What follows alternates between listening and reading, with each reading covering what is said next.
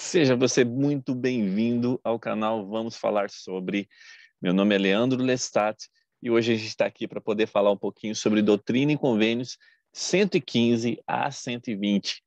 Primeiro, eu gostaria de agradecer a você que tem acompanhado o canal, a você que tem prestigiado o canal e as coisas que estão sendo postadas aqui. Agradecer aí também pelos quase 900 inscritos. Galera, isso é fenomenal, assim, muito agradecido mesmo por vocês, por tudo que vocês estão compartilhando comigo também nos comentários. Eu sempre dou um jeito de dar uma comentada também, uma resposta para os comentários de vocês, tanto aqui nos vídeos quanto lá nos grupos do Zap. Muito obrigado mesmo. Não esquece aí de curtir, continuar curtindo, né? Compartilhar e também convidar outras pessoas também para que possam também se inscrever aqui no canal, ok? Obrigado mesmo, de coração. Outra coisa também, eu gostaria de indicar para vocês um outro canal. Na verdade, eu já tinha indicado esse canal um tempinho atrás, mas indicando aqui de novo, seria o canal do Josimar, que é o Cosplay de Retornado. É um canal fenomenal. Então, assim, quem não teve a chance de conhecer o canal do Josimar, pode ir lá no canal dele. Eu vou deixar o link aqui embaixo, na descrição, para que vocês possam conhecer o canal do Josimar. Vale muito a pena, ok? E realmente é um canal, assim, fenomenal. Ele tem vídeos que são menores, né? E ele leva, na verdade, os vídeos dele de um tipo de comédia às vezes, então é uma outra tacada, uma outra pegada que ele utiliza nos vídeos dele, então é muito legal. Eu vou deixar aí embaixo então na descrição para vocês poderem também se inscrever no canal do Josimar, ok? Cosplay de Retornado, beleza? Estou começando essa aula de hoje, vamos falar um pouquinho da parte histórica dessa aula, né? Como eu falei agora há pouco, ela engloba ali Doutrina e Convênio 115 a 120, e essa sessão, na verdade, ela acontece lá em 26 de abril de 1834. Então, o cenário é mais ou menos nessa época, né? Roda, na verdade, entre 1834 a 1838, essa história. Então, pouco depois de se mudar para Far West, no Missouri, o profeta Joseph recebe, então, uma revelação que ele registra lá em Doutrina e Convênio 115. E nessa revelação, o Senhor revela pela primeira vez o nome da Igreja de Jesus Cristo. E isso foi bem interessante, né? Porque foi falado na última conferência sobre esse assunto. 19 de maio de 1838, enquanto ele estava averiguando com outras pessoas, né, as terras ao norte de Far West, o profeta então recebeu a revelação registrada em Doutrina e Convênio 116, e nela o Senhor identifica Spring Hill, lá no Missouri, como Adão onde Amã. Já ouviu falar disso? Adão onde Amã? Então, a gente vai falar um pouquinho hoje na aula sobre esse local. O Senhor também instrui o profeta a chamar novos apóstolos, né? E nessa história de chamar novos apóstolos, 2 apóstolos são chamados e que são bem conhecidos. O primeiro é John Taylor, que se tornaria o 3º presidente da igreja, e o outro é Wilford Woodruff, que seria o 4º presidente da igreja. Então, o Senhor também, nessa sessão, lá no final, né, lá na sessão 119 e 120, o Senhor trata das sérias dificuldades financeiras da igreja. E ele instrui a respeito da lei do dízimo e da distribuição dos fundos do dízimo, ok? Lembrando que nessa época, os membros da igreja, e não só os membros, mas as pessoas que moravam nos Estados Unidos, eles estavam passando por uma crise financeira muito grande no país, né? E essa crise financeira ela é bem semelhante à crise que aconteceria lá na década de 1900, né? 1930, que seria aquela queda da Bolsa de Valores, a Grande Depressão.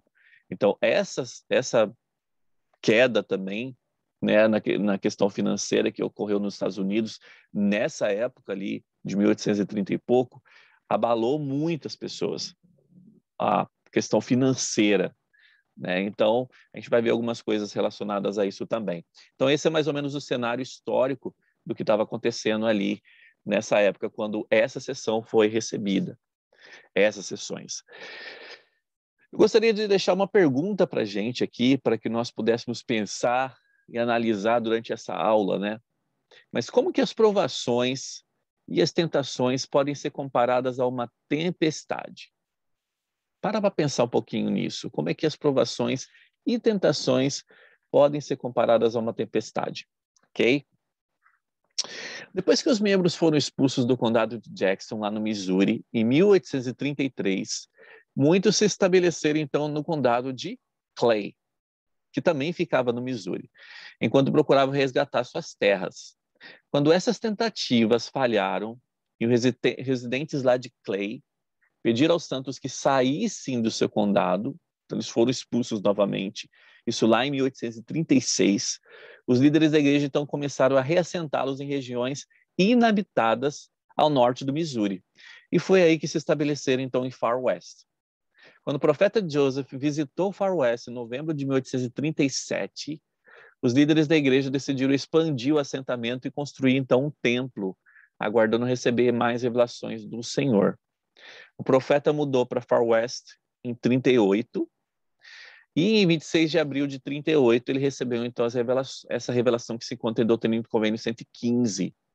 Então, antes de receber essa revelação, na verdade o nome da igreja tinha tido vários outros nomes, a Igreja de Jesus Cristo e outros nomes que teve. E foi somente aqui, em Doutrina e Convênio 115, versículo 4, que o nome da igreja realmente foi falado pela primeira vez. Então, foi instituído o nome que deveria ser chamado a igreja. E fala assim: pois assim será a minha igreja, chamada nos últimos dias. Sim, a igreja de Jesus Cristo dos santos dos últimos dias. Em verdade, eu digo a vós, todos, erguei-vos e brilhai, para que vossa luz seja o estandarte para as nações. Então, ele deu o nome da igreja, pela qual deveria ser chamado, né? E, além disso, ele também nos falou que nós deveríamos brilhar e que essa luz ela fosse um estandarte, que fosse uma bandeira para todas as nações, né? Que fosse um chamariz para todas as nações. Essa luz que deveria emanar dos membros da Igreja de Jesus Cristo. E para que a reunião na terra de Sião e suas estacas seja uma defesa e um refúgio contra a tempestade e contra a ira, quando for derramada sem mistura sobre toda a face da terra. Então ele falou uma coisa bem interessante aqui, que a reunião na terra de Sião e em suas estacas seja uma defesa e um refúgio. Nós vimos isso muito durante a época da pandemia, estamos vendo ainda, né, em que a ala e as estacas, elas se tornaram um refúgio para muitas pessoas, né? E os lares acabaram sendo o centro desse refúgio. Um refúgio contra as coisas que estão acontecendo, né? Que aconteceram durante a pandemia. E, na verdade, esses locais, eles são locais de proteção. E muita proteção espiritual. Porque são nesses locais que nós estamos nos preparando para coisas que ainda virão a acontecer. Aqui numa parte de um discurso, né, que foi falado nessa última conferência, foi falado o seguinte: hoje eu me sinto compelido a falar a vocês sobre um assunto de grande importância. Há algumas semanas publiquei uma declaração referente a uma correção quanto ao nome da igreja. Esse discurso, na verdade, ele foi do presidente Nelson há um tempo atrás, né? E nessa última conferência, esse assunto voltou a ser tocado novamente, né? E aí o presidente Nelson ele continua. Eu fiz isso porque o Senhor revelou em minha mente a importância do nome que ele declarou para a sua igreja. Sim, a Igreja de Jesus Cristo dos Santos dos Últimos Dias. Nessa última conferência voltou-se a falar sobre isso e foi dito que esse nome não é negociável. Esse é o nome pelo qual nós podemos ser considerados cristãos aí pelo mundo, né? Então precisamos realmente dar valor a esse nome, Nós somos membros de a Igreja de Jesus Cristo dos Santos dos Últimos Dias e não Mormons. Ok? Continuando aqui, nesse intervalo de Doutrina e Convênio 115 para 116, o Senhor ordenou também que edificasse a cidade de Far West muito depressa e que outros lugares fossem designados nas regiões circunvizinhas, onde os santos pudessem estabelecer estacas de Sião. Então, obediência a essa instrução, o profeta Joseph e outros líderes examinaram as áreas ao redor de Far West, e durante uma das suas expedições, o profeta recebeu essa revelação que se encontra em Doutrina e Convênio 116. Então, falando um pouquinho sobre essa revelação, lá no versículo 1 fala o seguinte: o Senhor chama Spring Hill de Adão onde Amã, porque disse ele, é o lugar onde Adão virá para visitar seu povo, ou melhor, onde o ancião de dias se assentará, como mencionado por Daniel, o profeta. Então, para quem não lembra disso, do que aconteceu, isso está lá em Doutrina e Convênios, mas 3 anos antes de morrer, Adão reuniu sua posteridade, que era justa, lá em Adão onde Amã, nesse vale, né? E lá os abençoou. E o Senhor apareceu a eles. Isso está lá em Doutrina e Convênios 107. Antes do milênio, outra reunião importante será realizada em Adão onde Amã, na qual o Salvador, Adão e outros profetas reunirão membros dignos da igreja. Então, a gente vê que esse local realmente é muito especial. Então, se você nunca ouviu falar sobre Adão onde Amã, esse é o momento para que você possa realmente pesquisar sobre esse assunto, esse nome, né? E saiba que esse nome tem muito a ver com a época de Adão, lembrando que Adão reuniu todas as pessoas ali e os abençoou, e que o Senhor apareceu a eles. E lembrar que esse local também, antes do milênio, vai ser o local de uma reunião na qual Salvador, Adão e outros profetas e líderes vão aparecer juntamente com membros dignos da igreja. Bom, falando um pouquinho então sobre o que aconteceu em Doutrina e Convênio 117. Aqui nós temos 2 personagens que são bem importantes e eu vou aproveitar e compartilhar com vocês aqui a tela para que vocês possam ver também quem são esses personagens relatados aqui. Então, falando um pouquinho sobre eles, a gente tem aqui, deixa eu aumentar até a tela aqui para vocês poderem ver melhor.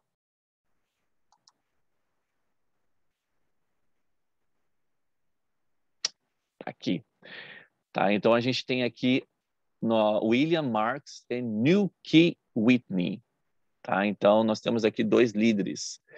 E o Senhor pediu para que esses líderes eles pudessem resolver os seus assuntos da maneira mais rápida possível. Então, algumas coisas que o Senhor falou para eles aqui se encontram no versículo 4 e 5, e fala o seguinte: que se arrependam de todos os seus pecados e de todas as suas cobiças perante mim, diz o Senhor. Pois o que é propriedade para mim, diz o Senhor. Ele fez uma pergunta, né? O que é propriedade para mim, diz o Senhor. O que acontece? Na verdade, eles teriam que resolver todas as coisas que eles tinham que resolver o mais rápido possível, lá em Kirtland, onde o templo tinha sido destruído, tinha sido tomado e eles tinham sido expulsos. E ele pediu para que eles saíssem de Kirtland e fossem para Far West. Só que antes de irem para Far West, eles tinham que resolver alguns problemas, algumas pendências ali. E aí, como eles tinham propriedades ali, como outros líderes também tinham propriedades, então o Senhor ele fez essa pergunta: o que é propriedade para mim? E lá no 5, que as propriedades de Kirtland sejam dadas em pagamento de dívidas, diz o Senhor. Então, como eu falei no início, né, os Estados Unidos estava passando por um grande problema financeiro nessa época. E devido a esse problema financeiro, vários membros e várias situações de pendências financeiras ficaram ali para serem resolvidas. E aqui o Senhor falou para eles: olha, faz o seguinte, vende tudo que vocês têm ou deixa suas propriedades aí como pagamento por essas dívidas. Então ele continua, deixai-as ir, diz o Senhor, e o que restar que fique em vossas mãos, diz o Senhor. Quando ele fala o que restar, ele está falando sobre aquilo que seria de sustento para eles. Ou seja, o que for necessário para vocês, que fique. Uma coisa importante que a gente tem que falar sobre esses versículos também, e sobre essa época, é que os membros eles estavam vivendo aqui a lei da consagração. Não sei se você já ouviu falar sobre essa lei, mas a lei da consagração dizia que tudo que os membros possuíam era consagrado entre eles, ou seja, era compartilhado entre eles. Então, a lei da consagração foi uma lei que os membros da igreja naquela época decidiram viver já em preparação para Sião. Infelizmente, naquela época, eles ainda não estavam tão preparados para viver a lei da consagração. Então, nessa parte aqui que o Senhor fala, o que restar, é exatamente isso. Porque quando fala-se da lei da consagração, não está dizendo que todo mundo ali é rico, todo mundo tem todas as posses, não é isso. Eles teriam o necessário para que eles pudessem viver, né, e pudessem seguir em suas vidas. E isso que era o mais importante ali. E no 8, não há lugar suficiente nas montanhas de Adão de Amã e nas planícies de Olácina, ou seja, ao redor, né? Ou seja, a terra onde Adão habitou, de modo que cobiçais aquilo que é apenas uma gota e negligenciais assuntos de maior importância. Então o Senhor está meio que puxando a orelha deles aqui, né? Olha, vocês estão cobiçando coisas aqui que são essas propriedades e tudo mais, só que vocês estão esquecendo as coisas que são de real importância. Estão negligenciando essas coisas que são de real importância. Então, o Senhor lhe chama a atenção deles aqui e fala, olha, preciso que vocês resolvam essas pendências o mais rápido possível. E partam, então, para Far West. Eu gostei muito desse versículo e foi um dos versículos que eu selecionei para deixar aqui na aula, porque, infelizmente, muitas vezes, nós temos a mesma atitude, né? Nós cobiçamos aquilo que é apenas uma gota e nós negligenciamos assuntos que são realmente de grande importância. Quantas vezes a gente faz isso em nossa vida? Né? E nós precisamos realmente avaliar aquilo que é de maior importância em nossa vida para que possamos deixar aquilo que não seja de tanta importância, que seja, como ele falou, uma gota, e dar valor realmente àquilo que mais importa. O Senhor admoestou também nesses versículos William Marks para ele ser fiel sobre poucas coisas, para que pudesse ser governante de muitas. Então é interessante que ele fala, né? Ó, seja fiel sobre poucas coisas, para que você possa ser governante de muitas. O Senhor disse também ao irmão Marx que ele continuaria a servir como líder da igreja quando chegasse em Far West. Então isso foi prometido a William Marx também. O Senhor então repreendeu Neil K. Whitney por sua pequenez de alma e instruiu a ser um bispo, não no nome, mas em ações. Então, é aquela puxada de orelha, né? Olha, eu preciso que você seja um líder, não somente nas suas palavras, mas que você possa ser um líder nas suas ações também. E nessa ocasião toda, apareceu um outro líder também, que foi Oliver Granger. E ele foi chamado para voltar para Kirtland como um agente financeiro da primeira presidência, para que o irmão Marx e o bispo Whitney pudessem, então, resolver seus assuntos rapidamente. Então, na verdade, Oliver Granger, ele voltou para Kirtland para que ele pudesse, então, ajudar aquela galera que tinha ficado lá para poder resolver as pendências financeiras. E lá no versículo 13 fala o seguinte: portanto, que pletei sinceramente a redenção da primeira presidência da minha igreja, diz o Senhor. E quando ele cair, tornará a erguer-se, pois seu sacrifício ser-me-á mais sagrado que seu crescimento, diz o Senhor. Ele está falando aqui sobre Oliver Granger. Então, olha que interessante que ele fala aqui. Quando ele cair, tornará a erguer-se, pois seu sacrifício ser-me-á mais sagrado que seu que seu crescimento. Irmãos, muitas vezes nós, em nossa vida, precisamos nos sacrificar por várias coisas, pela obra do Senhor, né? Então, muitas vezes, esse sacrifício que nós fazemos, ele vai ser muito mais considerado ao Senhor do que até o nosso próprio crescimento, né? Só que esse crescimento, na verdade, pessoal e espiritual, ele vai vir junto com esse sacrifício. É isso que muitas vezes as pessoas não entendem. Existe uma inter-relação entre o nosso crescimento espiritual, principalmente, e o sacrifício que nós fazemos para que possamos obter o que o Senhor promete para a gente. Então, eu gostei muito dessa parte, porque existe essa promessa também para a gente. Não somente ao Oliver, que foi dado ali, ao Oliver Granger, quando ele voltasse para Kirtland, mas também para nós é nos dado a mesma promessa, que o Senhor realmente vai considerar os sacrifícios que nós fazemos em nossa vida. Doutrina e Convênio 119 foi uma revelação dada por intermédio de Joseph, o profeta em Far West. Isso está lá na introdução da sessão. Em 8 de julho de 1838, em resposta à seguinte súplica: Ó Senhor, mostra aos teus servos quando requeres dos bens de teu povo como dízimo. A lei do dízimo, como é compreendida hoje, interessante isso, não havia sido dada à igreja antes dessa revelação. O termo dízimo na oração acima citada em revelações anteriores referia-se não exatamente à 10ª parte, mas a todas as ofertas voluntárias ou contribuições para o fundo da igreja.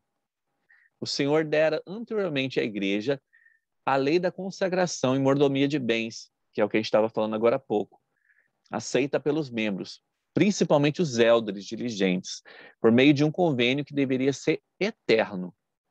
Por muitos terem deixado de obedecer esse convênio, o Senhor revogou esse convênio da lei da consagração por um tempo, tirou essa lei da consagração do meio dos membros e deu em seu lugar a lei do dízimo para toda a igreja. Essa lei do dízimo, então, como 10%. O profeta perguntou ao Senhor quanto ele requeria dos bens dele para propósitos sagrados. E a resposta a essa indagação foi a sessão 119. Que o Senhor lhe fala o seguinte aqui nessa sessão: em verdade, assim diz o Senhor, exijo que todos os seus bens excedentes sejam entregues nas mãos do bispo da minha igreja em Sião, para a construção de minha casa e para a colocação do alicerce de Sião, e para o sacerdócio, e para as dívidas da presidência de minha igreja. E esse será o início do dízimo de meu povo. Lembrando que eles estavam ali saindo de uma lei da consagração, e que eles consagravam tudo o que eles tinham, e na verdade é que o Senhor estava instituindo com eles, no meio deles, uma outra lei, que era a lei do dízimo. E depois disso, os que assim tiverem pagado o dízimo, pagarão a 10ª parte de toda a sua renda anual. E isso será uma lei permanente para eles, para o meu santo sacerdócio, diz o Senhor. Uma lei permanente, relacionada então a 10%. E digo-vos, se o meu povo não observar essa lei para santificá-la, e por esta lei não santificar a terra de Sião para mim, a fim de que nela sejam guardados os meus estatutos e os meus juízos, para que seja santíssima, eis que em verdade vos digo, ela não será para vós uma terra de Sião. Então o Senhor disse aqui bem claro, né? Se vocês não cumprirem a lei que está sendo estabelecida, já que a lei da consagração não deu tão certo, então se vocês não cumprirem a lei do dízimo que está sendo colocada aqui a partir de agora, esta terra não será então uma terra de Sião para vocês. E o Senhor, na verdade, ele nos promete muitas coisas relacionadas a vivermos esse mandamento, né? E aqui ele fala que essa deve ser então uma lei permanente para os membros. E na verdade a lei do dízimo era uma lei preparatória para que nós possamos viver no futuro a lei da consagração novamente, mas que possamos viver realmente a lei da consagração. Robert D. Hales, num discurso dele, que é chamado Uma Prova de Fé com Bênçãos Eternas, fala algumas coisas bem interessantes. Eu tirei algumas partes do discurso dele e coloquei aqui. Espero que possa nos ajudar relacionados a esse assunto sobre o dízimo. Ele fala o seguinte: o dízimo tem um propósito especial como lei preparatória. No início dessa dispensação, o Senhor mandou determinados membros da igreja viver a lei da consagração, uma lei recebida por convênio. Quando esse convênio deixou de ser cumprido, vieram grandes tribulações sobre os santos. A lei da consagração foi então revogada.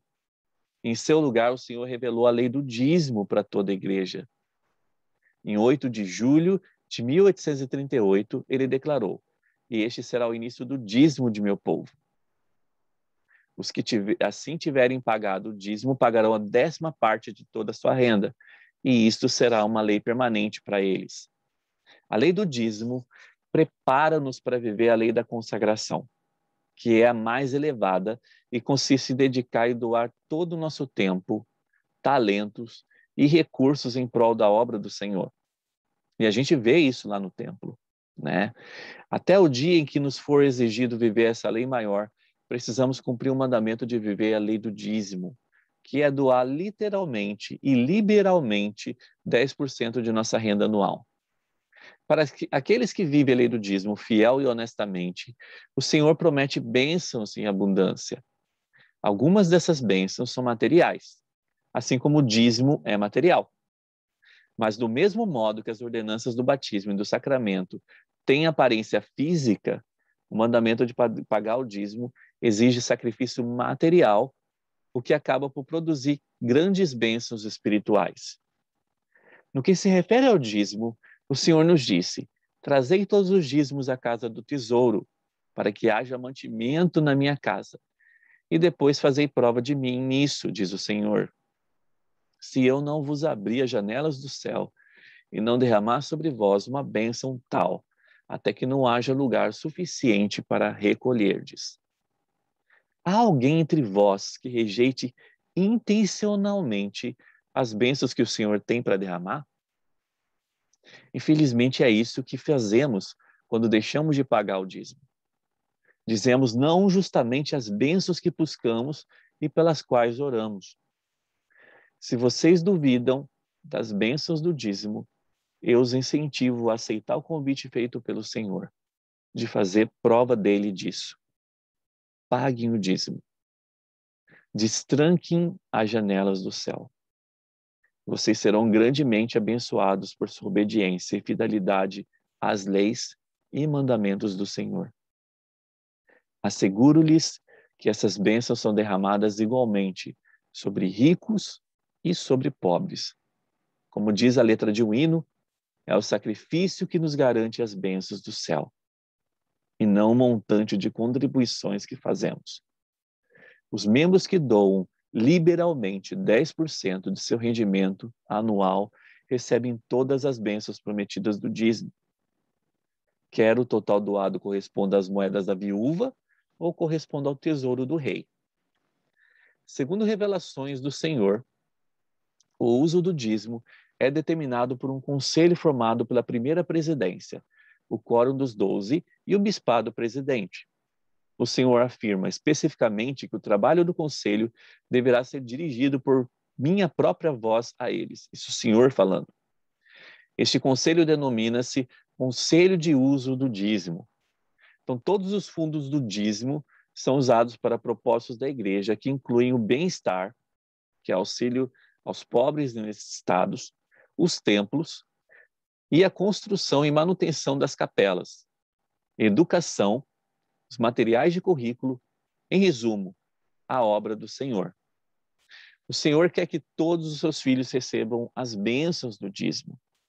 Com frequência, nós, como pais, não ensinamos e incentivamos nossos filhos a viver essa lei, porque sua contribuição totaliza somente alguns centavos. Mas sem um testemunho do dízimo, eles ficam vulneráveis. Quando atingirem a adolescência, sentir-se-ão atraídos por roupas, entretenimento, coisas caras. arriscando-se dessa forma a perder a proteção especial que o dízimo proporciona. Com o passar do tempo, qual será a possibilidade de que um rapaz seja ordenado elder, sirva uma missão e ensine eficazmente a lei a outras pessoas, se ele mesmo não viveu? Quando voltar para casa e precisar enfrentar as pressões de formar-se, iniciar uma família, uma carreira profissional, será que a lei do dízimo ficará mais fácil de seguir? Do mesmo modo, uma jovem será digna de servir ao Senhor e realizar convênios do casamento celestial sem ter recebido um testemunho próprio a respeito do dízimo? Será que estará preparada para ensinar seus filhos uma lei que ela mesma ainda não aprendeu por experiência própria? Ó, quanta fidelidade é exigida dos pais e mães que, unidos, invocam as bênçãos de proteção do dízimo sobre sua família, bênçãos que são deles por direito. O presidente Snow disse: ensinai vossos filhos a pagar o dízimo, para que isso seja observado perpetualmente. Se observarmos essa lei, não importa o que o inimigo venha fazer, o Senhor nos preservará. Se não puderem pagar tudo o que deixaram de pagar no passado, isso eu achei bem interessante o que ele falou. Sigam em frente. Comecem hoje. Muitas vezes a gente fica muito preocupado sobre o que a gente deixou de fazer. Mas o Senhor, ele fala aqui, siga em frente. Comece hoje. Fale com o bispo sobre sua determinação em pagar o dízimo integralmente. Doravante, faça um planejamento para voltar a frequentar o templo o quanto antes. Assim que houverem demonstrado sua fé, pagando o dízimo por um determinado período e cumprindo os demais mandamentos necessários, vocês estarão aptos a desfrutar das bênçãos eternas do templo. Imploro a vocês, não deixem que passe essa oportunidade. Não deixem para depois. Exorto-os que não procrastinem e que atendam ao mandamento do Senhor de viver a lei do dízimo. O Senhor quer abençoar a sua família e espera ansiosamente por sua obediência para que possa fazê-lo. E ele termina falando, né? Uma religião que não exige o sacrifício de todas as coisas não tem força suficiente para produzir a fé necessária à vida e salvação. Eu gostei muito desse discurso do Elder Hales. É um discurso que eu tive que ressuscitar lá do passado, mas que realmente vale muito a pena ser lido. Eu não trouxe ele todo aqui, mas eu espero que vocês possam ter a chance de ler esse discurso em casa, estudá-lo com a sua família. Ele se chama Uma Prova de Fé com Bênçãos Eternas, Robert D. Hales. Tá? E que realmente esse discurso possa nos ajudar a colocar a lei do dízimo como primordial em nossa vida e saber que o que nós podemos fazer para mudar em nossa vida relacionado a isso. Eu, sinceramente, eu gostei muito dessa parte no final. Se você ainda não está conseguindo cumprir a lei do dízimo, converse com seu bispo e faz um planejamento para que isso comece a ser feito, para que você possa voltar a receber as bênçãos que o Senhor tem preparadas para ti e que possa voltar a retornar ao templo e todas as coisas necessárias em nossa vida. Eu amo realmente Jesus Cristo, eu amo o Salvador, eu amo o Senhor, porque Ele é um Pai muito misericordioso. Ele está disposto a nos dar a sua mão e nos resgatar sempre que preciso. A gente só precisa dar o primeiro passo muitas vezes e tentar cumprir as coisas que Ele pede para que possamos cumprir. Na verdade, a obediência a essas coisas são proteções que nós recebemos dele e que possamos lembrar disso. Nessa aula, então, a gente viu algumas coisas bem especiais. Vimos que o Senhor estabeleceu o nome da Igreja de Jesus Cristo dos Santos dos Últimos Dias. Vimos também que o Senhor estabeleceu o vale, deu o nome, né, e estabeleceu o vale de Adão onde Amã, E a gente viu o quão precioso esse vale é. E a gente viu também que se nós queremos uma proteção realmente do Senhor, que possamos guardar a lei que Ele estabeleceu em preparação para uma lei maior lá na frente, que é a lei do dízimo. Né? Que possamos guardá-la para que possamos estar preparados para receber lá no futuro uma lei maior, chamada lei da consagração. Que possamos lembrar dessas coisas, então. E obrigado pela sua participação, obrigado pela sua paciência, né? em assistir os vídeos aqui do Vem e Segue-me relacionados a essas verdades tão importantes. Eu sei que às vezes os vídeos eles ficam um pouco longos, né? Mas realmente são coisas tão preciosas que às vezes a gente quer gastar aqui 2 horas, 3 horas falando sobre elas, né? Mas eu sei que realmente o tempo nosso é muito curto. Então, obrigado por passar esse tempo aqui, né, acompanhando esse vídeo e podendo compartilhar também com outras pessoas. Não esqueçam de passar lá no canal do Josimar, para que você possa também curtir o cosplay de Retornado, ok? Obrigado aí pela participação, gente. Até a próxima. A gente se vê então no próximo vídeo aqui do Vem e Segue-me, de Isaías e dos outros vídeos aqui do canal, ok? Obrigado aí. Tchau, tchau.